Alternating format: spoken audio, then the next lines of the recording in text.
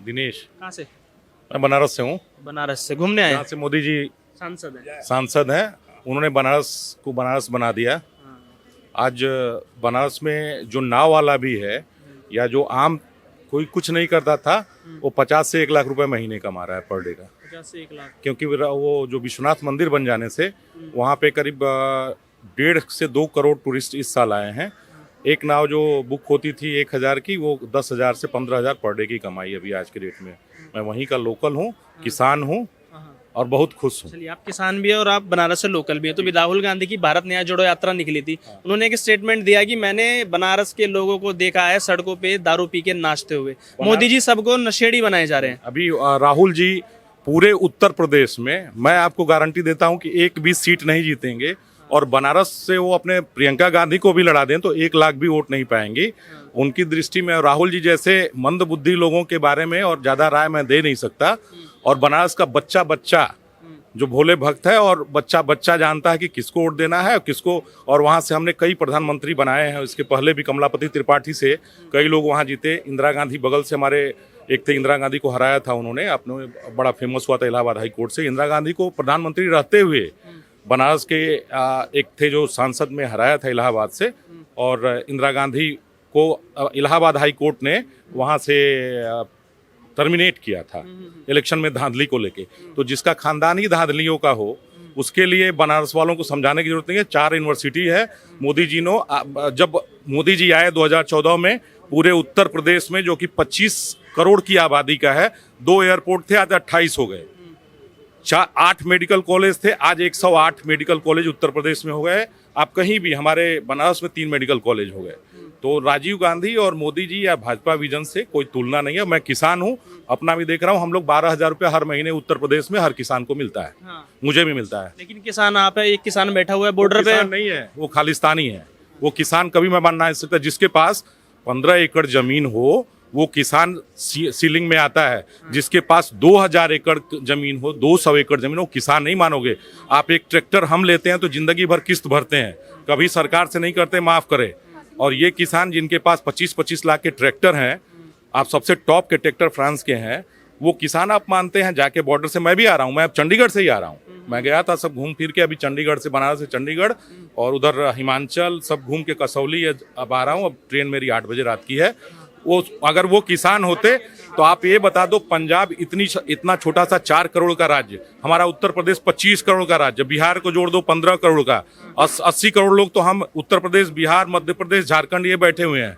80 करोड़ हम किसान हैं या 4 करोड़ वाले किसान हैं? आप लोग पत्रकार हो, फैसला कर लेना।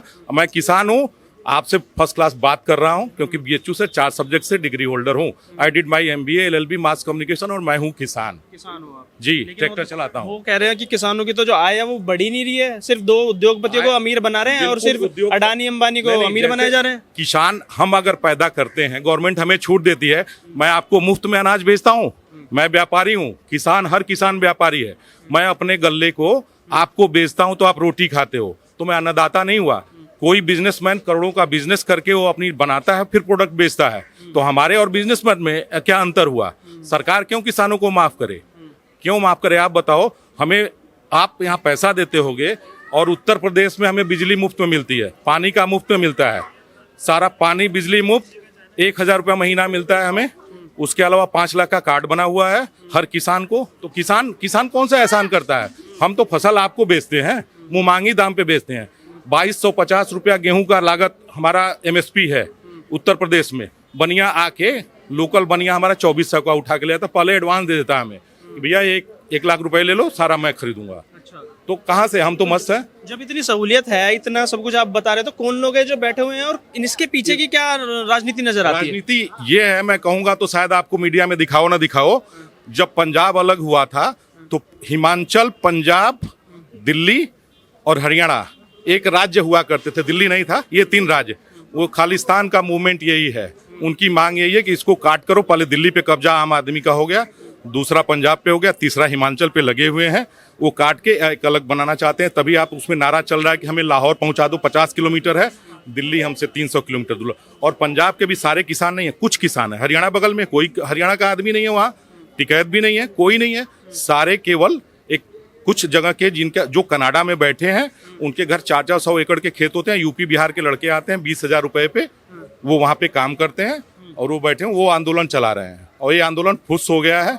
हम सारे किसान है, फुस हो गया है, फुस हो गया। कोई किसान साहब ने तो धमकी दे दी है अगले महीने ट्रैक्टर रैली निकालने वाले, जैसे पहले निकाली थी। और टिकैत साहब निकालते रहे तो ये उत्तर प्रदेश छोटा मोटा नहीं है। उत्तर प्रदेश ये जो आप इधर से टिकैत साहब की बात करते हैं, जब वो आप चढ़ोगे बनारस साइड में और उधर तो सारे किसान जो है कोई समर्थन में नहीं है, कोई समर्थन नहीं। कैसे देखते हैं जो आंदोलन है, राजनीतिक आंदोलन है, कुछ बदलाव ला पाएगा चुनाव में? कोई चुनाव में बजाओ। उत्तर प्रदेश में 80 सीट है, लिख लो, नोट कर लो आप।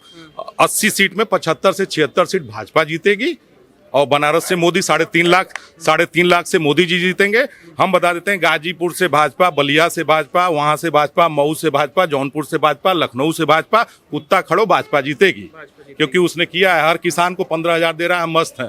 तभी मैं बैग लेके आपके जैसा घूम रहा हूँ, आपके जैसा चश्मा लगा रहा हूँ, आपको इंटरव्यू दे रहा हूँ। 17 सीटें हैं कांग्रेस पार्टी को, जिसमें से बनारस की सीट भी इस बार कांग्रेस के पल्ले में दोबारा चली गई है। और पिछली बार हमारे मुख्यमंत्री साहब गए थे दिल्ली के, केजरीवाल साहब, लड़ने के लिए मोदी जी से। ममता बनर्जी भी आई थी उसके पहले। मैंने कहा ना आपको कि बनारस में एक बार जब मोदी जी निकलते हैं, क्योंकि बनारस को उन्होंने जानते कम से कम 50,000 करोड़ की योजनाएं दी हैं, सारे रिंग रोड दिया। आप दिल्ली में हम आते थे तो रिंग रोड सुनते थे, आज हम बनारस में रिंग रोड पर टहलते हैं।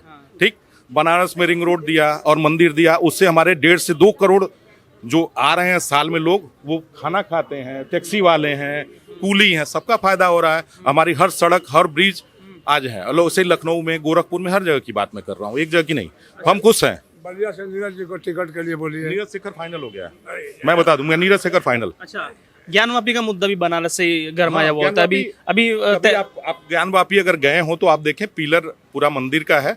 जब औरंगजेब आया था, पूरा इतिहास है, तो वहाँ कन्वर्ट कराया, तलवार के दम पे उन्होंने काफी लोगों ने कन्वर्ट किया और उसी पर तोड़ के उस पे उसने मस्जिद बना दिया। और आज भी आप जो वहाँ नंदिनी है और बाकी चीजें हैं वैसे ही है। तो कोर्ट का फैसला है, कोर्ट के बारे में तो टिप्पणी कोई कर नहीं सकता, तो मैं भी नहीं कर सकता। जब से व्यास तहखाने में पूजा पाठ चालू हुई है, तब से वहाँ का माहौल थोड़ा बिगाड़ने की कोशिश की गई है। आपस में वहाँ हिंदू मुस्लिम में राइट की कोई पोजीशन नहीं है। वो सारे मिल हिंदू ही। अभी वो उनके आप परदादा का नाम पूछोगे तो हिंदू है। मुसलमान कितने दिनों से बने हैं? मुसलमान तो औरंगजेब के पीरियड में बने हैं। पूरे बनारस के ले लो, और 700-800 साल पहले पूरे हिंदुस्तान के बने हैं। केरला में जब 729 ईस्वी में आया था, उसके बाद से। तो मैंने कहा कि बनारस का एक जो छोटा छोटा बच्चा भी होगा, इतिहास से लेकर भूगोल की जानकारी रखता है, इसलिए देश पे शासन वहीं हर प्रधानमंत्री को जाना पड़ता है बनारस में। ज्ञान की नगरी है, कहा गया है, ज्ञान की नगरी है, भगवान शिव की नगरी है। और हम सारे मस्त रहते हैं वहाँ, हमारा 100 रुपए में खर्च में काम हो जाता है। दिल्ली तो बस ऐसे ही घूमने आए हैं। अच्छा, कहते हैं अखिलेश यादव साहब पहले कहते थे कि हम अगर सत्ता में होते तो 1 साल में राम मंदिर बना देते। अब राहुल गांधी कट्टर हिंदू बने घूमते, जनेऊधारी ब्राह्मण बने घूमते, उनको लेके क्या राय है? अखिलेश यादव जी अपने आपके पिताजी अगर मान लीजिए अमानी अंडानी होते तो आप रिपोर्टिंग और जॉब नहीं कर रहे होते। सेम अखिलेश के साथ अब उनको सत्ता, अपने पैतृक सत्ता मिली है। उनके पिताजी नेता थे, सारे लोग मानते हैं उनके पिताजी नेता थे। आज अगर भाजपा के बाद उत्तर प्रदेश में किसी का है तो बहन मायावती जी का है। अगला अगर भाजपा वहां से कम होती है तो बहन जी बढ़ेंगी, बहन मायावती जी बढ़ेंगी। अखिलेश यादव का राजनीतिक में अखिलेश और राहुल, ये 2 पप्पुए हैं, ये 2 पप्पू हैं हिंदुस्तान के। इनकी स्थिति यही रहेगी आजीवन। राहुल गांधी टक्कर नहीं दे पाएंगे थोड़ी बहुत? राहुल गांधी क्या टक्कर देंगे? राहुल तो वहाँ एक ग्राम में प्रधानी का चुनाव तक नहीं जीत पाएंगे। राहुल को कौन? All people are just hating from this Congress and there Congress, Aam Aadmi party and other things. बहुत बहुत धन्यवाद सर आपका।